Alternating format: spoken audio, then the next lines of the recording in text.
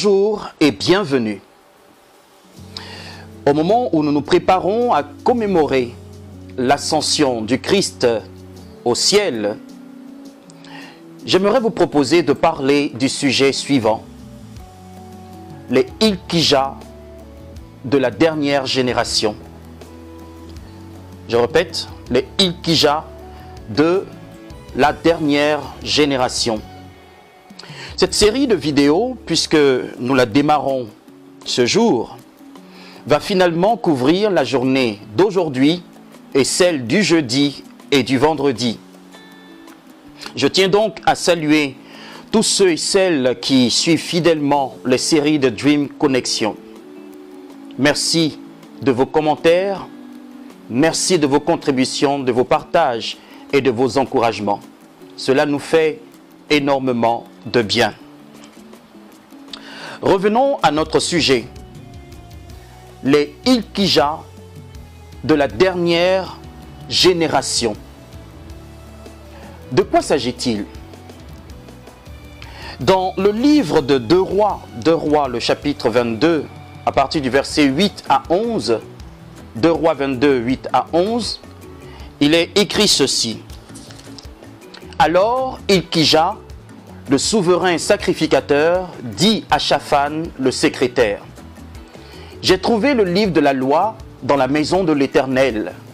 Et Ilkija donna le livre à Shaphan, et Shaphan le lut. Puis Shaphan, le secrétaire, alla rendre compte au roi et dit: tes serviteurs ont amassé l'argent qui se trouvait dans la maison et l'ont remis entre les mains de ceux qui sont chargés de faire exécuter l'ouvrage dans la maison de l'Éternel. Verset 10.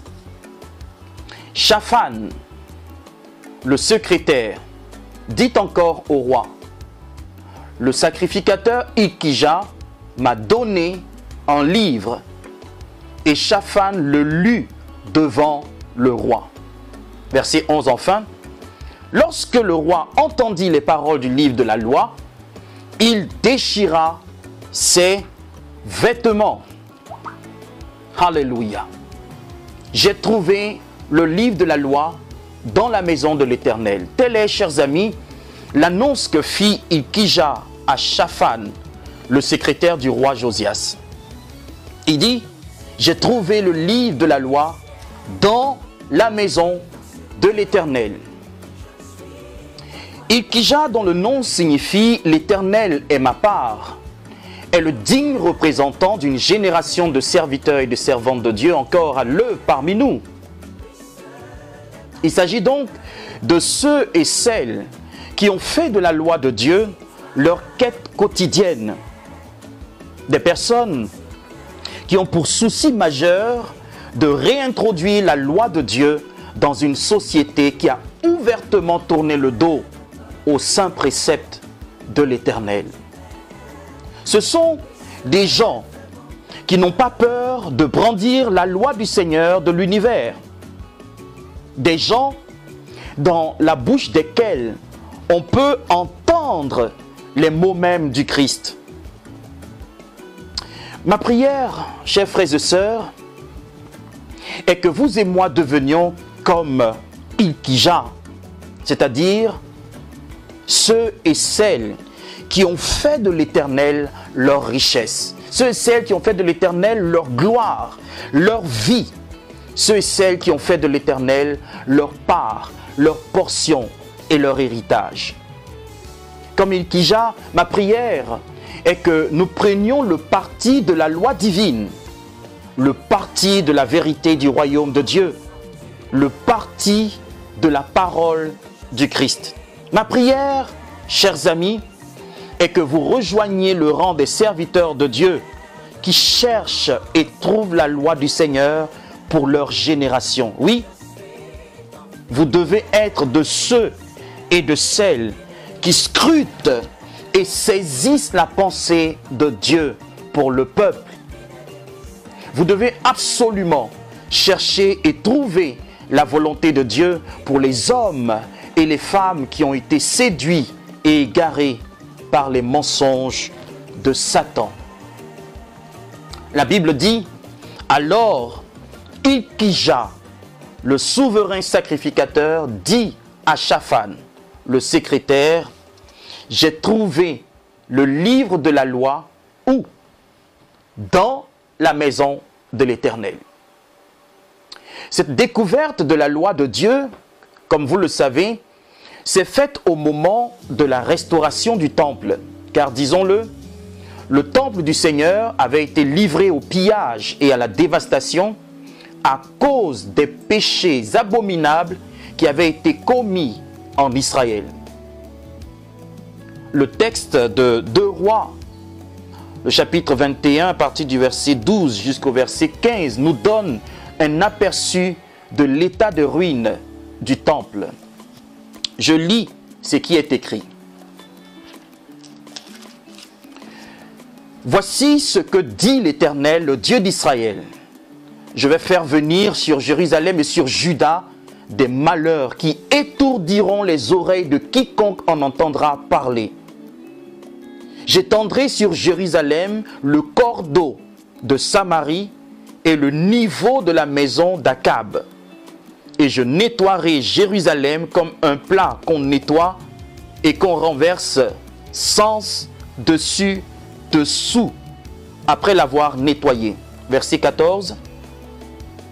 J'abandonnerai le reste de mon héritage et je les livrerai entre les mains de leurs ennemis et ils deviendront le butin et la proie de tous leurs ennemis parce qu'ils ont fait ce qui est mal à mes yeux et qu'ils m'ont irrité depuis le jour où leurs pères sont sortis d'Égypte jusqu'à ce jour.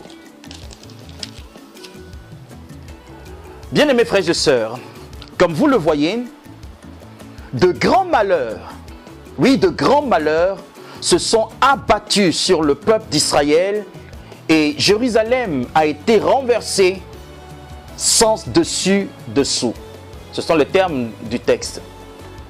Pire que ça, le temple de Dieu a subi de grands dommages au point où le livre de la loi avait disparu dans les décombres.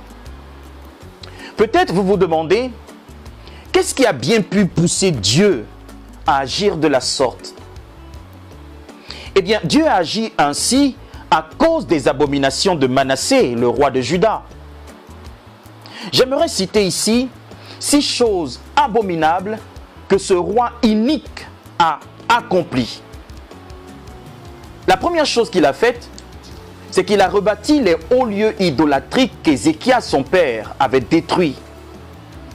Il a élevé des autels à Baal, il a bâti des autels au soleil, à la lune et aux étoiles, et il est allé jusqu'à les placer dans les 2 parvis du temple de l'Éternel.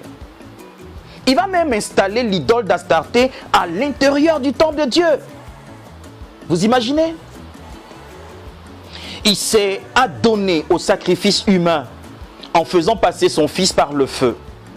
C'était un roi qui observait les nuages et les serpents pour en tirer des présages, n'est-ce pas? Donc des pronostics. Manassé a établi des prêtres qui invoquaient les esprits et prédisaient l'avenir.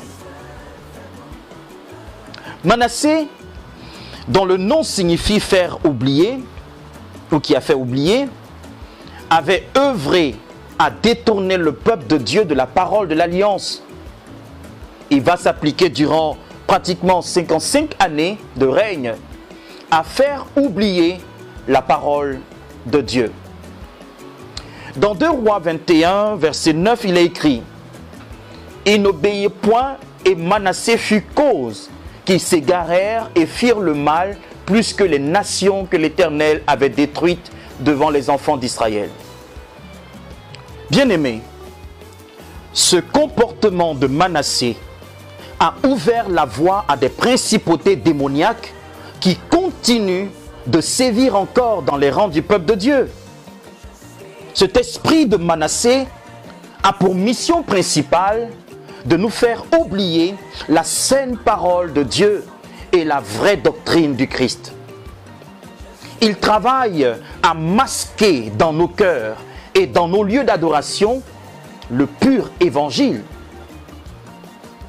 Pour que le temple vivant de Dieu tombe en ruine et en désuétude, pour que la parole vivante de Dieu soit recouverte par les décombres du désordre moral et spirituel, eh bien, cet esprit méchant travaille malicieusement à remplacer le culte de l'Éternel par le culte de l'homme. Oui. Au lieu de sauver notre jeunesse, il inspire leur sacrifice sur l'autel de la richesse et de la gloire du monde. Au lieu de se repentir au regard des signes de la fin des temps, ceux et celles qui sont sous son influence aujourd'hui observent les nuages et les serpents pour des pronostics. Ils sont de plus en plus nombreux, ces hommes et ces femmes qui, au lieu d'être établis par Christ, sont établis par Manassé. Chers amis, n'avez-vous pas l'impression que le temple est tombé en ruine? N'êtes-vous pas témoin des effondrements et des écroulements dans nos lieux d'adoration? Quand bien même que nos temples rivalisent de plus en plus en beauté, en éclat et en splendeur, il n'en demeure pas moins que les valeurs chrétiennes sont renversées sens dessus, dessous. Oui, les valeurs et les préceptes de la loi de Dieu s'enfoncent de plus en plus et disparaissent dans les décombres de notre désobéissance et de notre révolte. La Bible dit: alors Hilkija, le souverain sacrificateur, dit à Shaphan le secrétaire: j'ai trouvé le livre de la loi dans la maison de l'Éternel. Alléluia. Cette déclaration, bien-aimée, oui, cette déclaration de l'homme de Dieu, de Hilkija, suppose que le livre de la loi avait été perdu. Bien qu'elle n'avait pas été retirée du temple, la parole de Dieu avait simplement été masquée à la vue des hommes de Dieu et à la vue du peuple de Dieu. Le livre de la loi gisait dans les ruines du temple. Il avait été caché, il avait été dissimulé, maquillé, occulté, voilé, et cela par la poussière, par les débris et par les décombres. Cette situation malheureuse a perduré jusqu'à ce que Josias règne à la place de Manassé et de son fils Amon. C'est donc Josias qui va ordonner la restauration et le relèvement du temple. La Bible dit, et c'est Hilkija qui parle: j'ai trouvé le livre de la loi dans la maison de l'Éternel. Cette parole, bien-aimée, suppose que ce livre, durant un certain temps, n'avait pas été à la portée des serviteurs de Dieu et de leur chef Hilkija. Je ne puis donc m'empêcher de me poser la question suivante. Comment les hommes de Dieu s'étaient-ils pris tout ce temps pour entretenir le peuple de Dieu? Qu'avaient-ils donc prêché au peuple de Dieu durant tout ce temps? La Bible, donc, les textes n'étaient plus à leur portée et ils continuaient de prêcher. À cette époque de la vie du peuple de Dieu, on pouvait, bien aimé, faire le constat suivant.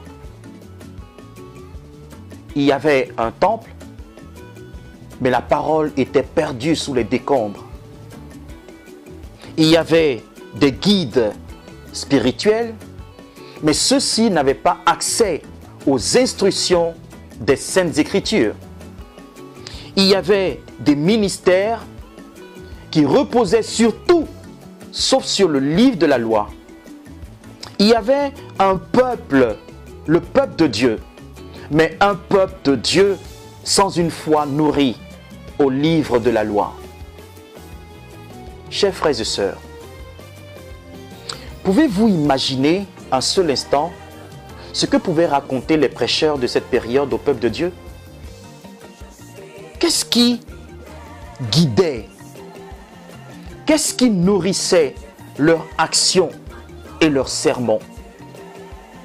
Peut-être qu'ils entretenaient le peuple de Dieu sur la base de leurs souvenirs, de leur sensibilité, de leur point de vue et de leurs interprétations personnelles. Les prédicateurs de l'époque avaient été coupés des mots mêmes de Dieu et le peuple n'avait pas été nourri par les paroles vivantes de Dieu durant 55 années. Le peuple avait été saoulé par les paroles de l'homme. Si la foi vient de ce qu'on entend et que tout ceci provient de la parole de Dieu, comme le dit Romains, alors d'où le peuple de Dieu tirait-il sa foi? Comme vous pouvez le voir, ce constat ancien est encore d'actualité. Nous avons certes la Bible, mais celle-ci est mise de côté et remplacée par la doctrine des hommes. Nous avons jeté la Bible dans les ruines de nos églises pour mieux proclamer la pensée et la philosophie humaine. Nous avons laissé la poussière et les décombres masquer les préceptes même de Dieu et nous avons institué à leur place nos propres règles, nos propres traditions et nos propres préceptes. Conséquence, aujourd'hui, nous avons fabriqué un peuple beaucoup plus religieux que chrétien. Nos temples regorgent de plus en plus de gens qui crient plutôt que des hommes et des femmes qui y prient. Aujourd'hui, le peuple de Dieu manifeste une foi qui est nourrie à la sauce de l'homme plutôt qu'aux aliments vivifiants et transformateurs de Jésus. C'est pourquoi il n'est pas rare de voir des chrétiens manifester un caractère de plus en plus charnel et de plus en plus mondain. Et c'est aussi pourquoi l'abomination s'est invitée dans nos rangs et travaille à faire accepter l'inacceptable. Retrouvons-nous, Dieu voulant, demain pour la suite de nos échanges sur les Ilkija de la dernière génération. Merci d'avoir suivi. Shalom chez vous.